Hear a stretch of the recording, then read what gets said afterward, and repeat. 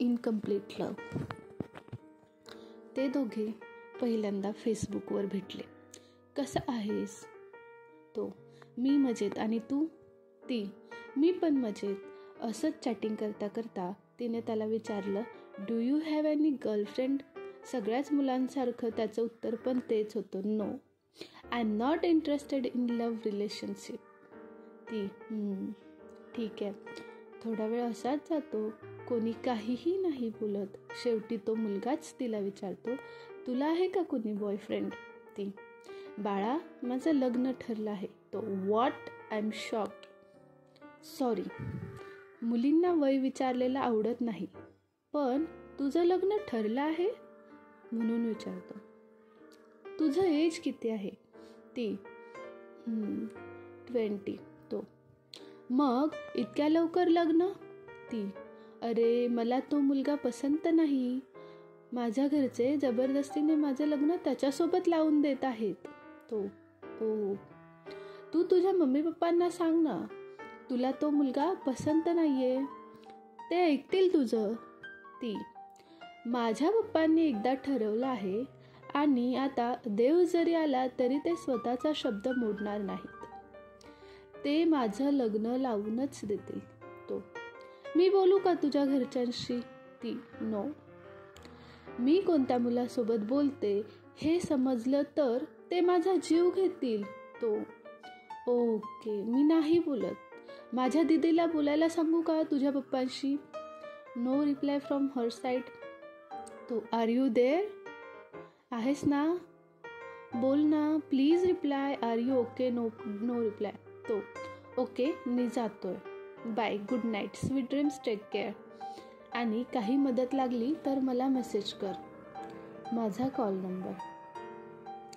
Log out. रात्री तिचा त्याला ब्लँक मेसेज होतो. तो, हू आर यू? ती, इतक्यात विसरलास? मी आहे शोना. तो, सॉरी, मी ओळखलं नाही. मगाशी कुठे गायब झालेली? ती, मला रडायला येत होतं. तो, पागल, रडून काही होणार आहे का? मी आहे ना आता, सो आजपासून रडायचं नाही. ती, नाही रडणार. पुढे असाच त्यांचा कॉन्टॅक्ट वाढत जातो. न त्यांच्या मैत्रीचं रूपांतर प्रेमात होतं. दोघे एक साथ जीने मरने की कसमे खाते हैं अँड ऑल. त्यांचे प्रेम तर वाढत जातं, पण त्या मुलीचं लग्न ठरलेलं असतं आणि ते दोघं एकमेकांशिवाय राहू शकत नाहीत. रोज त्यांचा कॉन्टॅक्ट चालूच असतो. असेच दिवस जातात आणि त्या मुलीच्या एंगेजमेंटची तारीख जवळ येते. ते दोघं एक प्लॅन बनवतात. त्यानुसार ती मुलगी घर सोडून त्या मुलाकडला कोल्हापूरला येते.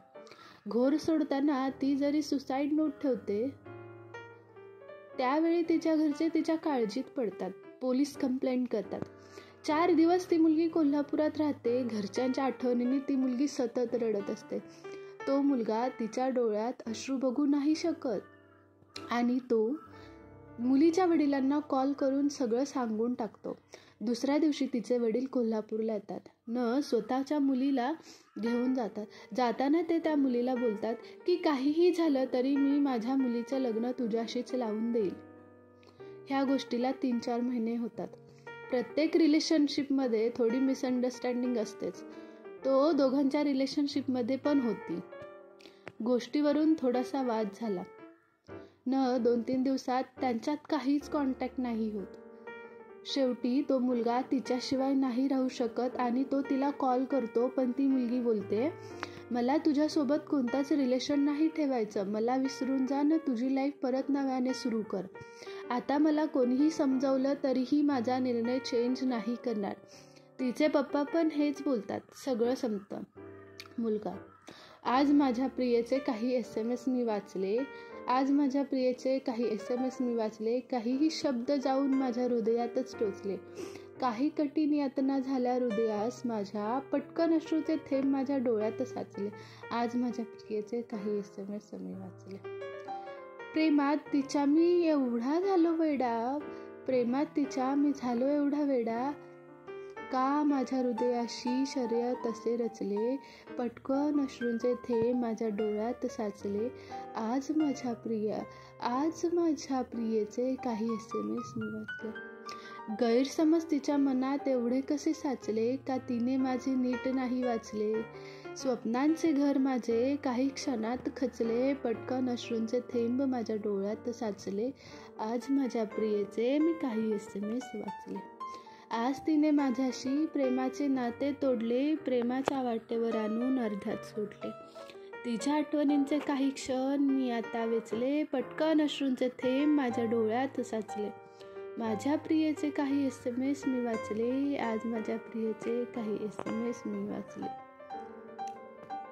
तो ओके. जिथे राहशील तिथे सुखी राहा. स्वतःची काळजी घे आणि पुढे कोणी माझ्यापेक्षा जास्त प्रेम करणारं कोणी भेटलं तर लग्न कर. Be happy always. Love you from forever शोना. Miss you. इथून दूर गेल्यानंतर अनेक वाटा तुझ्या असतील. पावला पावलांवर आठवणी मात्र माझ्याच असतील.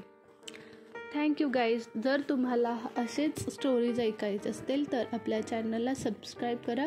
ह्या स्टोरीला लाईक करा. Thank you so much. Love you all.